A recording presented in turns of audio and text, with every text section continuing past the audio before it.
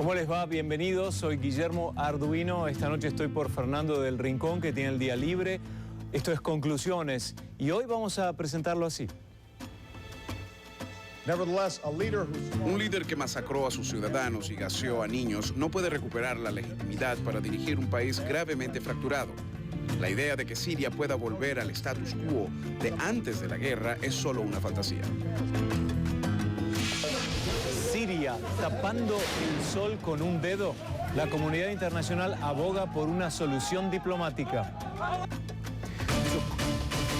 Sus comentarios a través de Twitter usando nuestro hashtag para el show de hoy, que es hashtag o numeral Conclusiria, también numeral Conclusiones. No se olviden de seguirme en mi cuenta de Twitter, mi nombre es @ArduinoCNN, ahí está el tercero.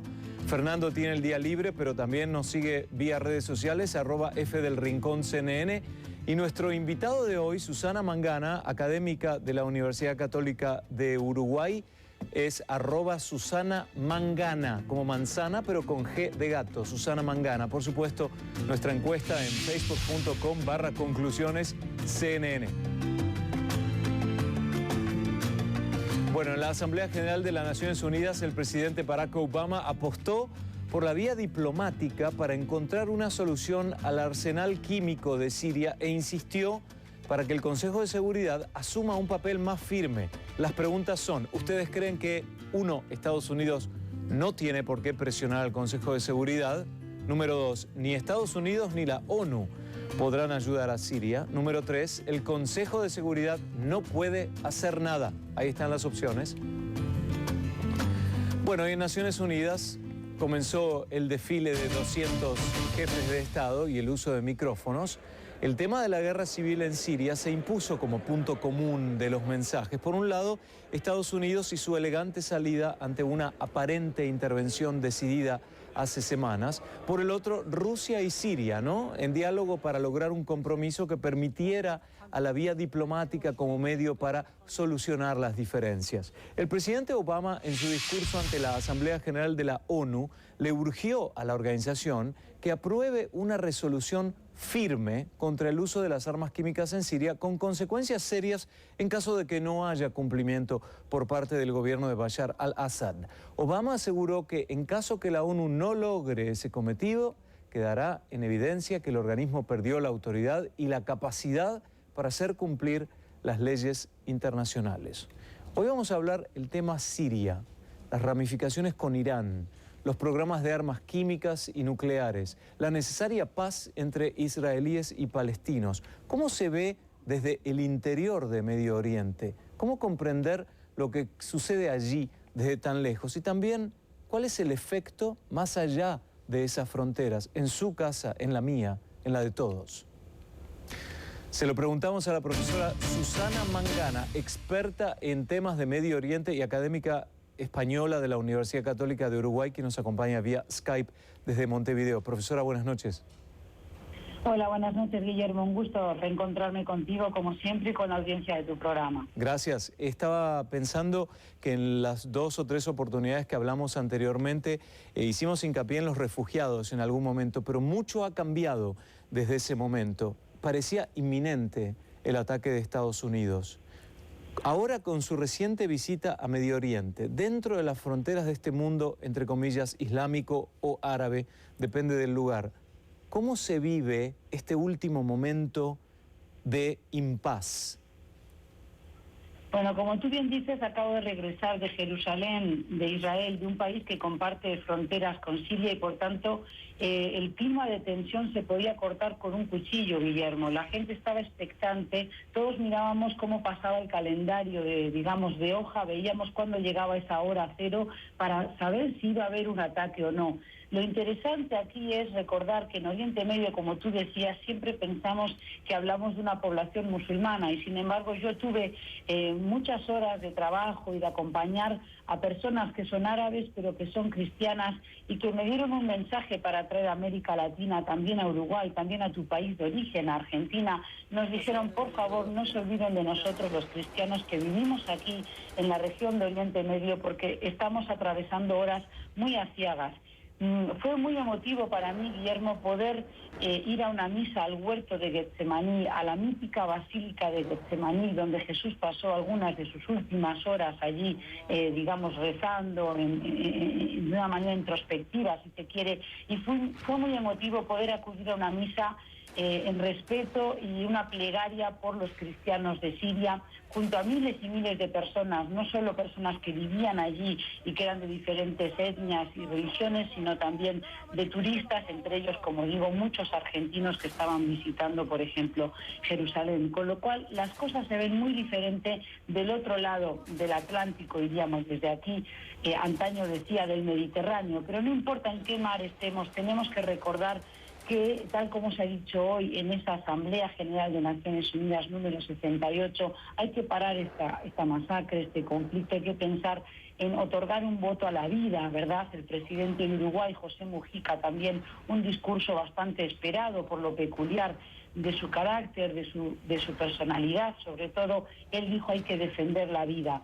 Y lo importante entonces, Guillermo, es recordar que allí hay personas que están sufriendo, que están en este momento llorando la pérdida de un ser querido en Siria, pero también sufriendo por esos niños, por esos millones de desplazados que tienen que acudir ahora a los campamentos de refugiados de ACNUR en Turquía, en Jordania, en el Líbano. Y recordemos, Guillermo, que ahora se acerca el invierno a estos países y por tanto la cosa va a empeorar antes de que pueda mejorar. Me gustaría dejar el tema de la visita a Medio Oriente por un momento de lado, las particularidades de su visita, profesora. Me gustaría centrarme ahora en temas un poco más generales. Tendríamos que hablar, más allá de lo que pasó en el recinto de la ONU, las diferencias que hay entre Siria como país, entre el reciente caso de Libia, una sociedad totalmente distinta, y sobre todo el origen del conflicto que existe entre los que están a favor de Assad y los que están en contra de Assad. Recién usted mencionaba el tema de la religión. ¿Cuáles son los puntos en Siria que hay que comprender desde el punto de vista de la sociedad para entender la división, la guerra civil? Lo que hay que entender es que Siria es un país totalmente diferente al resto en el mundo árabe, pero sobre todo al país que mencionabas, Guillermo, Libia. En Siria lo que tenemos es un puzzle étnico y confesional. Tenemos a un país que ha sido el último bastión del nacionalismo árabe y que ahora está sumido en el caos, con lo cual las repercusiones son muy importantes, pero para comprender, no solo para la región, sino también para el mundo, porque yo creo que en el caso del conflicto de Siria estamos en un punto de inflexión en la historia contemporánea. Siria ya es uno de esos casos de estudio para relaciones internacionales, como antaño lo fue, por ejemplo, la crisis de los misiles de Cuba del año 62. En el caso de Siria lo que tenemos es un puzzle, como decimos entonces, de religiones, pero también de etnias, porque allí no tenemos solo árabes, sino que tenemos a drusos, tenemos a kurdos, pero además dentro de esos árabes tenemos también distintas religiosidades. Tenemos a musulmanes suníes enfrentados ahora a los chiíes, tenemos a baatistas con una ideología de corte secular, si se quiere, que son los seguidores del régimen de Assad. Y tenemos también que hablar, por ejemplo, de los cristianos, que son también un número considerable en Siria, porque Siria, igual que Egipto, Líbano, Guillermo, recordemos, fueron parte del Imperio Bizantino Romano y, por tanto, los súbditos de ese Imperio Romano, desde el siglo II de la era cristiana, eran, por tanto, cristianos, obligatoriamente. Entonces, en ese tablero de ajedrez es donde potencias extranjeras, pero también regionales, es decir, las potencias occidentales de siempre, Estados Unidos, pero también Rusia, ahora se suma China y, por supuesto, la Unión Europea, pero no podemos olvidar que también hay una agenda de intereses regionales. Turquía, Arabia Saudí enfrentándose a Irán. Ahí tenemos que hablar del eje suní enfrentando a la media luna chií, que abarcaría países como el Líbano, como Siria, como Irak, Irán y Yemen. Y por tanto lo que está sucediendo en Siria ya dejó de ser una guerra civil para ser un conflicto internacional. Y por eso es tan difícil invocar el principio del derecho internacional humanitario, si se quiere, de la responsabilidad de proteger, principio que sí se esbozó y se esgrimió en el caso de Libia. Y esto es lo triste, que tenemos una crisis humanitaria que realmente es la mayor de este siglo XXI y por eso es que ACNUR está totalmente sobrepasada y no sabemos cómo va a terminar el conflicto, porque como bien decía el presidente Obama, si Obama o la Casa Blanca decide intervenir, se criticará a Estados Unidos por haber lanzado una guerra más, por haber abierto otro frente de batalla en Oriente Medio, pero si no se actúa también cargaremos todos sobre nuestras espaldas, Guillermo, la muerte de esos niños. En alguna ocasión lo hemos comentado contigo, ¿verdad? Más de 1 millón de niños desplazados. Profesora, quiero que se quede con ese pensamiento porque ahora lo retomamos, pero me gustaría esa división de países, esos dos ejes que usted acaba de mencionar, la diferencia en que ya no es una cuestión de una guerra civil en Siria, sino es un conflicto internacional. Nuevamente mencione los dos ejes. Sí, es el eje suní y ahí tenemos que hablar de Arabia Saudí y sus seguidores en el Golfo Pérsico, Qatar, Kuwait y Emiratos Árabes Unidos sobre todo, y tenemos luego la media luna chií o el creciente chií que abarcaría a Hezbollah en el Líbano, al gobierno de Al-Assad que es chií alawí, a Irak donde son mayoría los chiíes, e Irán, por supuesto, llegando hasta el sur de la península arábiga a Yemen. Esos son los dos ejes que están hoy enfrentados en Siria, pero también que están rivalizando por el liderazgo de la comunidad islámica. Y no es difícil ver también las grandes potencias hacia qué lado se alinean, evidentemente. Profesora, recién usted mencionaba el tema de el presidente Obama, ¿no? Lo que dijo, si actúa Estados Unidos y si no actúa Estados Unidos. La invito a escuchar un comentario de la presidenta de Argentina, Cristina Fernández de Kirchner, sobre el por qué ahora es que se cuestiona a Estados Unidos de actuar. Y lo charlamos. Escuchemos a la presidenta de Argentina esta tarde en Naciones Unidas. Hubo que esperar que murieran 1000 personas con armas químicas para descubrir que habían muerto 150.000. ¿Por qué no se decretó un embargo de armas hace 2 años para evitar que muriera tanta gente? Bueno, eso deberían contestarlo los que venden armas. Nosotros no los vendemos, así que es una respuesta que realmente no podemos dar en este ámbito, aunque la imaginamos. ¿Por qué no hace 2 años? Es una pregunta muy concreta y lógica. Y por otro lado, profesora, cuando dice ella eso se le deberíamos preguntar a quienes venden armas. ¿A quién se refiere? Claro, y es muy lógica la actitud de la presidenta de Argentina, Cristina Fernández de Kirchner, realmente valiente decirlo en la Asamblea General de Naciones Unidas, porque eso es lo que nos preguntamos todos. ¿Realmente hacía falta llegar a este estado de situación? Y ahora parecería, es una paradoja, pero también es una gran hipocresía que se nos venda que si ahora el régimen de Bashar al-Assad entrega su arsenal de armas químicas para ser inspeccionado por los delegados, los inspectores de Naciones Unidas, esto se va a vender otra vez por la propaganda, por la publicidad también ya desde Estados Unidos, desde la Casa Blanca concretamente, como un gran logro de la administración de Obama, cuando en realidad yo creo que Rusia ha estado jugando su juego y su baza y le ha metido un gran gol en clave futbolística, ¿verdad?, al presidente Obama. Porque fíjate, Guillermo, que es una ironía que hayan tenido que morir más de 120.000, seguramente hasta 150.000 civiles, para ahora decir que tenemos que desarmar al gobierno de Bashar al-Assad, como si esto va a poder esconder las masacres que este gobierno ha ordenado a través de su ejército contra el pueblo sirio. ¿Realmente tiene alguna legitimidad, alguna credibilidad todavía el régimen de la familia de al-Assad? Porque no es solo el presidente Bashar al-Assad, lo he dicho contigo en otras ocasiones, su hermano Maher es el que controla todo el aparato de armamento, todo lo que es el aparato de seguridad, y seguramente es la persona a la que haya que culpar por haber ordenado el ataque el 21 de agosto pasado con armas químicas, en caso de que haya sido el régimen de los Assad. Muy fuerte. Lo que pasa es que ¿quién está vendiendo las armas, Guillermo? Ahí las venden todos los países. Rusia vende y entrega armas al gobierno de al-Assad. Estados Unidos, pero también sus aliados europeos están muniendo o abasteciendo de armas a los rebeldes, y ese es el otro punto que tenemos que tocar contigo, si me permites, Guillermo. Sí, lo vamos a hacer después de la pausa, porque ya nos extendimos en este segmento. Este es un caso histórico que estamos hablando con la profesora Susana Mangana desde Montevideo. Así que quédese con nosotros, profesora, ya volvemos. Les recuerdo también que ustedes nos pueden escribir a nuestras direcciones en Twitter y Facebook acerca del tema de hoy, que es de Siria y las consecuencias, y también a nivel regional.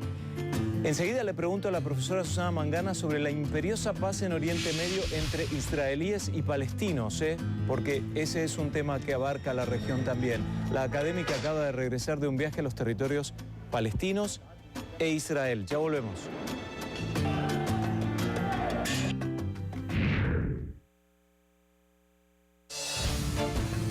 Conclusiones es patrocinado por Aruba, One Happy Island.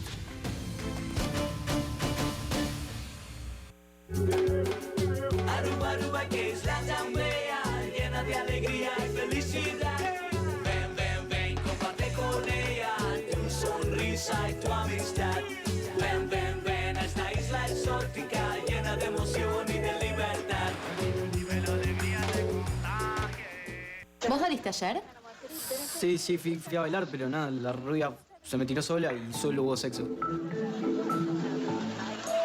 Yo no quería. Te quiero. Para profesionales, John Fuss.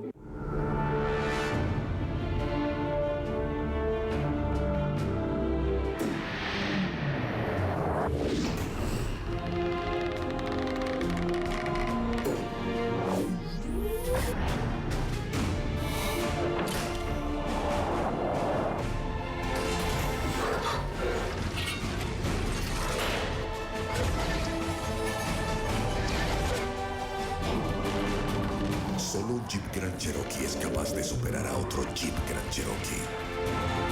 Jeep Grand Cherokee Edición 4G Plus. Hasta hoy, el más moderno. ¿Qué instrumentos le has dado a tus hijos para triunfar en la vida?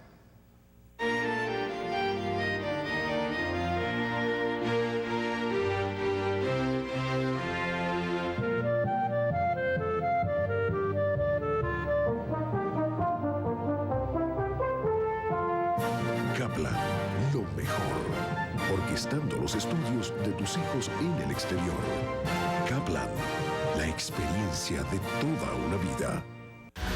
Sigue Directo USA de lunes a viernes en CNN.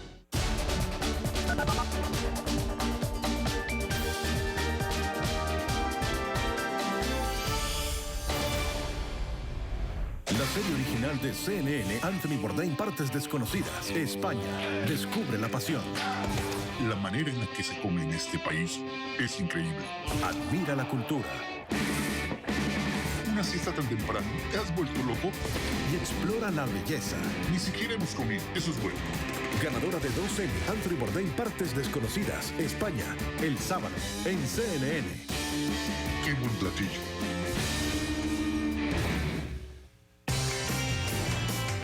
Bienvenidos a Café CNN. Con los temas principales del momento. Iniciamos nuestro recorrido. Un nuevo día requiere de un gran comienzo. La dosis perfecta de información que tú necesitas. Ganó las elecciones. Preguntar ahora sobre la situación. Vamos para el kiosco. Para comenzar la mañana con la mejor compañía. Entérate. Descubre, disfruta y vive la noticia. Todas las mañanas de lunes a viernes, Café CNN. Hola, soy Mario González. Somos CNN. Continuamos conversando con la profesora Susana Mangana, académica de la Universidad Católica de Uruguay, sobre la visión sobre la vida entre palestinos e israelíes, en este caso dentro de las comunidades afectadas, porque la profesora acaba de regresar de la zona y está con nosotros en conclusiones. Estaba pensando que, en definitiva, un conflicto en Siria, o como usted decía, ya es internacional, puede reavivar también el problema, el eterno problema entre israelíes y palestinos, quienes han entablado o han reiniciado las conversaciones de paz. ¿Cómo lo vive la gente desde adentro y quiénes son ellos con quien usted pudo hablar? Bien, yo estuve tanto en Jerusalén como en Cisjordania, en la ribera occidental, ¿verdad?, que son territorios palestinos ocupados por Israel, y pude conversar muchísimo con la gente allí, Guillermo, y preguntar a unos y otros, gente más académica, como también gente que se mueve en el ámbito del servicio del turismo, en hostelería, pero también estudiantes, y la respuesta era muy lacónica. Nadie espera nada de estas negociaciones entre la autoridad palestina y el gobierno de Israel, lo cual en principio puede parecer muy triste, pero por otro lado las personas que allí viven, los palestinos, creen que algún día van a tener su Estado. Realmente están convencidos de ello y eso es lo que tenemos que entender, que si ellos no tiran la toalla, tampoco debemos nosotros, no podemos abandonarlos a su suerte. Ahora bien, el conflicto de Siria, si ha servido para algo, es para que haya una calma. Si bien es muy tensa y es muy relativa, hay una calma en el país porque nadie quiere realmente ser acusado de entorpecer estas negociaciones que se acaban de restablecer, pero además, Guillermo, porque nadie quiere que el conflicto de Siria salpique negativamente también a la causa palestina y por tanto yo percibí que había un momento de relativa, aunque muy tensa calma en Palestina. En cuanto al presidente Obama y su posición, ¿no? Los líderes estadounidenses en general tratan de lograr durante sus periodos la ansiada paz entre palestinos e israelíes. ¿Tiene realmente armas como para poder avanzar hacia el logro de la paz o no? Evidentemente que sí. Si alguien tiene realmente la llave mágica para presionar, en el buen sentido de la palabra, para dialogar, para negociar, pero también para ejercer presión eficaz sobre el gobierno de Israel, es Estados Unidos y el presidente Barack Obama. Barack Obama se comprometió con el mundo musulmán y con Oriente Medio ya en su primer mandato, en aquel mítico e histórico discurso del Cairo, y por tanto yo creo que tiene esa responsabilidad, pero también tiene la voluntad de que existan los dos países, es decir, Israel conviviendo con el Estado palestino. Ahí el gran escollo para la paz es, por un lado, la falta de entendimiento entre la autoridad palestina y Hamás, que sigue gobernando en la franja de Gaza con mano de hierro y que son mucho más radicales en su posición respecto de la existencia del Estado de Israel, ¿verdad?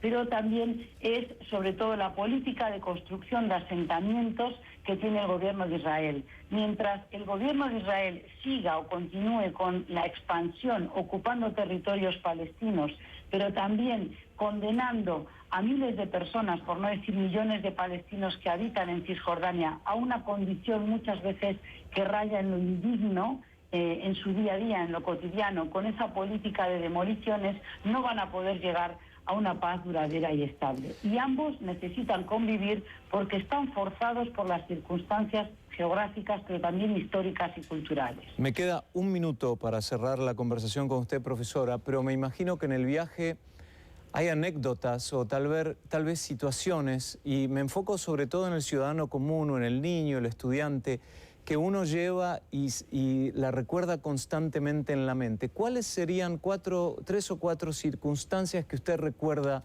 que le pegaron muy, muy fuerte de este viaje? Que realmente no podemos ver la injusticia delante de nuestros ojos, no sentir empatía con el prójimo, porque si vemos esa injusticia y no hacemos nada al respecto, Guillermo, nosotros nos deshumanizamos.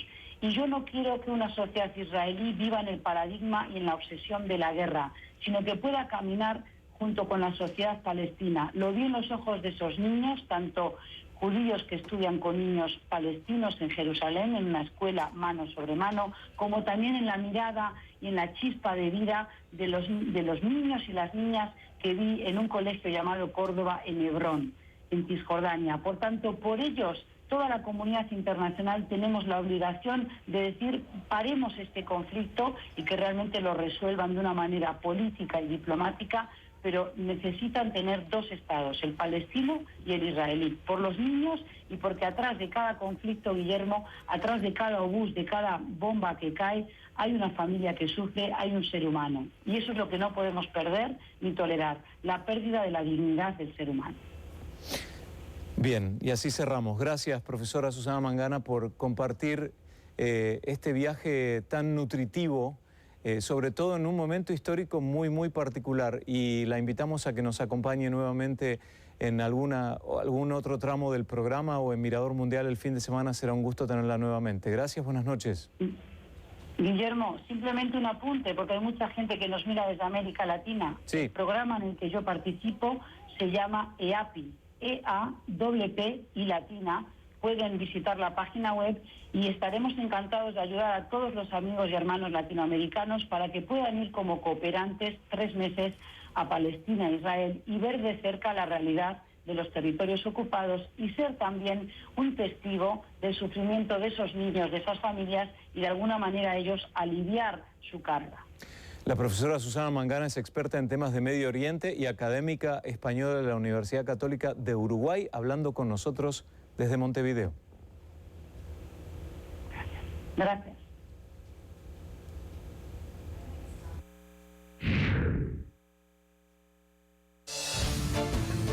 Conclusiones es patrocinado por Aruba, One Happy Island.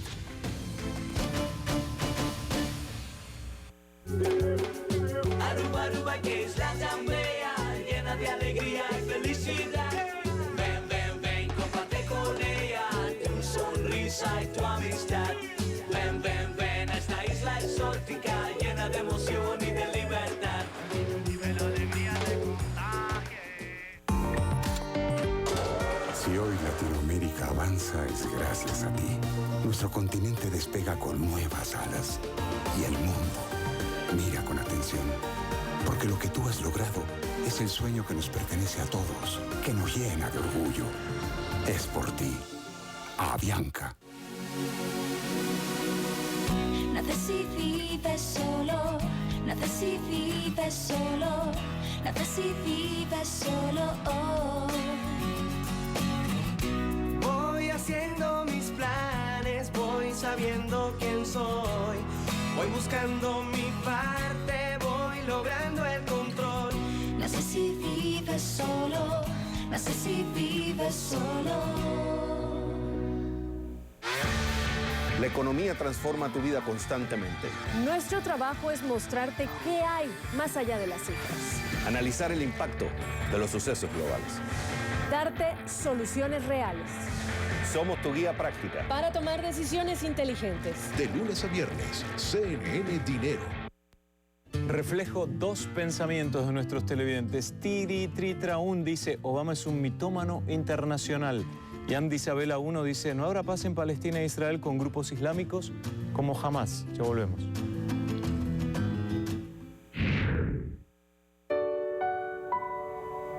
De una mesa para dos, bajo la luz de la luna. Y un maître que conoce el nombre de sus comensales. Todos los días, 20% de ahorro en más de 60 restaurantes. Y además, 20% de ahorro los viernes en todos los restaurantes del país para clientes Exclusive Banking. Vemos que tenés futuro y el futuro nos inspira.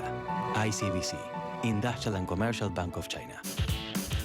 ¿Buscas algo más que simples noticias? Sigue a CNN en las redes sociales y sé parte de la conversación. Desde una perspectiva de 360 grados. Y con actualizaciones exclusivas. Comparte tus puntos de vista. Conoce los de otros. Somos el primer lugar. Primer lugar. El primer lugar. En redes sociales. El primer lugar para estar conectados. El líder de noticias en español en Facebook y en Twitter. Síguenos y maximiza tu experiencia en CNN. Más allá de la televisión. Donde quiera que estés, vive la noticia. Vive la velocidad, la adrenalina y la emoción del espectacular mundo de las carreras de caballos. Acompaña a Francesca Cumani y a Elizabeth Pérez en un recorrido a través de las costumbres y tradiciones que rodean a este deporte ecuestre. Al galope. Este mes te llevamos a vivir muy de cerca las dos carreras que dan inicio a la Triple Corona en Uruguay. El Gran Premio Polla de Potrancas y el Gran Premio Polla de Potrillos. Al galope. El sábado en CNN. Patrocinado por Longines. Saber lo que pasa, entender lo que pasa. Encuentro en CNN. Lo que sucede en América Latina influye en el resto del mundo. Las noticias que nos impactan, nos interesan y las que dan de qué hablar. Conozca a fondo la región a la que pertenece. Más información, más análisis, más puntos de vista. Para que forme su propia opinión. Camilo Egaña en Encuentro, de lunes a viernes en CNN. En la encuesta de esta noche le preguntamos, en la Asamblea General de la ONU, el presidente Barack Obama apostó por la vía diplomática para encontrar una solución al arsenal químico de Siria e insistió que la ONU debe asumir un papel mucho más firme. Ustedes respondieron lo siguiente, Estados Unidos no tiene por qué presionar al Consejo de Seguridad. Bueno, y en una noticia de último minuto, un alto oficial del gobierno de Estados Unidos informó que el presidente venezolano Nicolás Maduro no va a asistir a la ONU. Caracas, en tanto, niega esa aseveración. Chao.